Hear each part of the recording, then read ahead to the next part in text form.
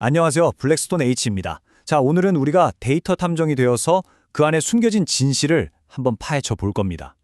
우리가 사용할 핵심 도구는 바로 보통 최소자승법인데요. 이름이 좀 어렵게 들릴 수 있지만 걱정 마세요. 흩어진 증거들 속에서 가장 확실한 단서를 찾아내는 정말 강력한 방법이니까요. 한번 생각해 보세요. 우리 앞에는 수많은 데이터 포인트들이 흩어져 있습니다.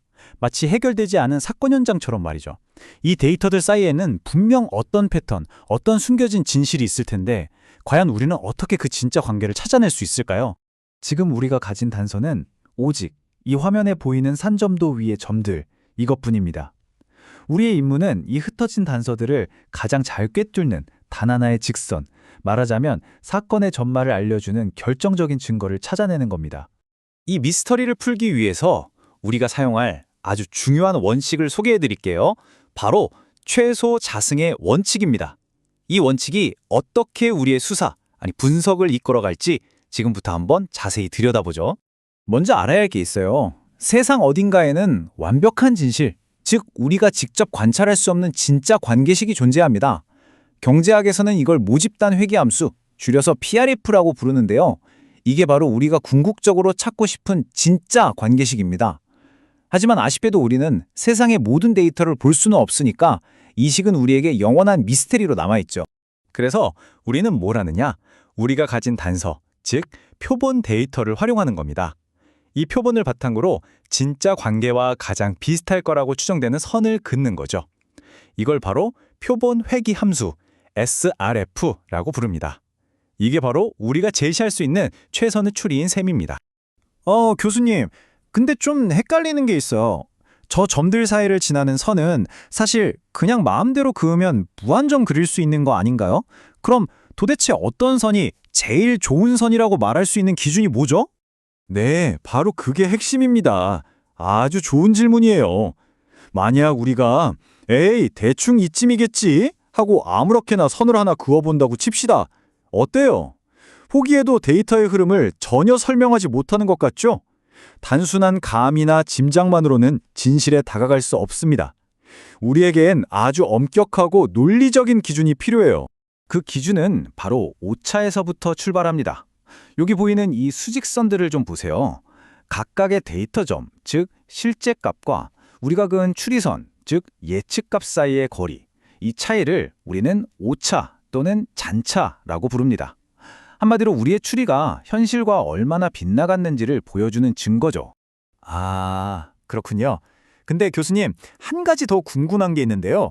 왜 그 오차, 그러니까 그 간격을 그냥 더하면 안 되고 굳이 제곱을 하는 거예요? 와, 정말 핵심을 찌르는 질문이네요. 아주 좋은 질문이에요. 여기에는 진짜 중요한 두 가지 이유가 숨어 있습니다. 첫째, 제곱을 하면 예측이 실제보다 커서 생긴 플러스 오차나 작아서 생긴 마이너스 오차가 전부 양수로 바뀌어서 서로 상쇄되는 걸 막아줘요. 그리고 둘째, 이게 더 중요한데 제곱은 큰 오차에 훨씬 더 무거운 벌점을 매깁니다. 예를 들어 오차 1은 제곱해도 1이지만 오차 10은 제곱하면 100이 되잖아요. 이렇게 해서 아주 큰 실수가 생기는 걸 강력하게 막는 거죠.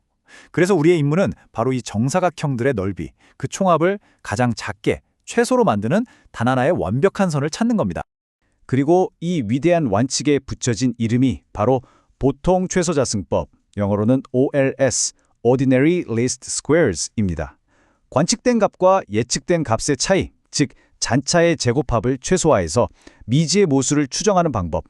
이게 바로 우리 데이터 탐정의 가장 강력하고 확실한 무기인 거죠. 자, 원칙은 이제 이해했습니다. 그럼 이 원칙을 가지고 어떻게 실제 사건을 해결할 수 있는 구체적인 공식을 우리 선에 넣을 수 있는지 그 과정을 한번 살펴볼까요? 물론 복잡한 수학 증명 과정을 다 보여드릴 건 아니에요.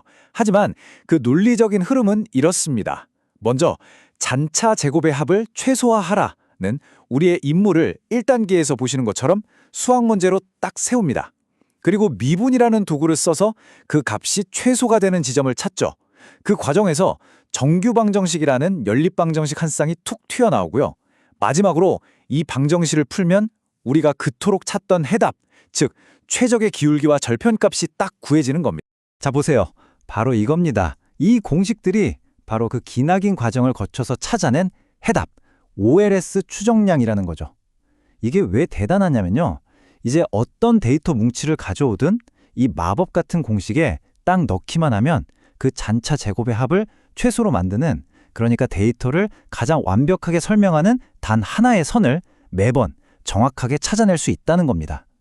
바로 미스터리가 해결되는 순간이죠. 자, 이론은 이 정도로 하고 이제 진짜 사건 파일에 우리 OLS 기법을 적용해 봅시다. 오늘의 사건은 이겁니다. 과연 가족의 소득과 자녀의 SAT 수학 점수 사이에는 어떤 관계가 있을까? 와, 재밌겠네요. 그래서 실제 데이터를 그 공식에 넣으면 어떤 결과가 나와요? 좋습니다. 바로 그게 궁금하죠? 이제 실제 데이터를 우리 OLS 공식에 넣어서 분석하고 그 안에 숨겨진 비밀스러운 관계를 한번 밝혀내 보겠습니다. 자, 결과가 나왔습니다. 이게 바로 데이터로부터 우리가 찾아낸 최적의 회기선입니다. 그럼 이 식을 구성하는 두 개의 핵심 단서, 바로 절편과 기울기, 이 숫자들이 대체 뭘 의미하는지 하나씩 파헤쳐 보겠습니다. 먼저 기울기부터 보죠. 0.0013. 이게 바로 우리가 추정한 B2 값입니다. 이 숫자가 뭘 의미하냐면요. 이런 뜻입니다. 다른 조건이 같을 때 연간 가족 소득이 $1,000 증가할 때마다 자녀의 평균 SAT 수학 점수는 1.3점씩 오르는 것으로 추정된다는 거죠. 이처럼 기울기는 x가 한 단위 변할 때 y가 평균적으로 얼마나 변하는지를 명확하게 보여주는 아주 중요한 단서입니다. 다음은 절편을 볼까요? 우리가 추정한 B1 값 432.41입니다. 이 값은 이론적으로는 가족 소득이 $0일 때 기대되는 평균 SAT 수학 점수를 의미합니다. 그런데 여기서 잠깐 주의할 점이 하나 있어요. 만약 우리가 가진 표본 데이터에 소득이 $0인 가구가 거의 없다면 이 값은 데이터 범위를 너무 멀리 벗어난 추정치이기 때문에 해석할 때 아주 신중해야 합니다. 자, 이쯤에서 우리의 길었던 분석을 한번 정리하고 최종 결론을 내려보겠습니다. 오늘 사건 파일의 최종 요약 보고서입니다.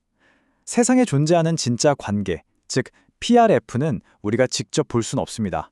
하지만 우리는 표본 데이터, SRF를 이용해서 그걸 추정할 수 있죠. OLS는 잔차 제곱의 합을 최소화한다는 아주 명확하고 합리적인 기준으로 최선의 직선을 찾아주는 방법입니다. 그리고 이 방법으로 찾아낸 기울기와 절편값은 현실 세계를 설명하는 구체적인 의미를 갖게 되죠.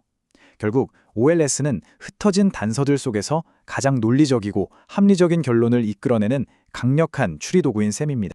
OLS는 가장 유명하고 널리 쓰이는 방법이지만 유일한 방법은 아닙니다. 여기서 마지막 질문을 하나 던져보죠.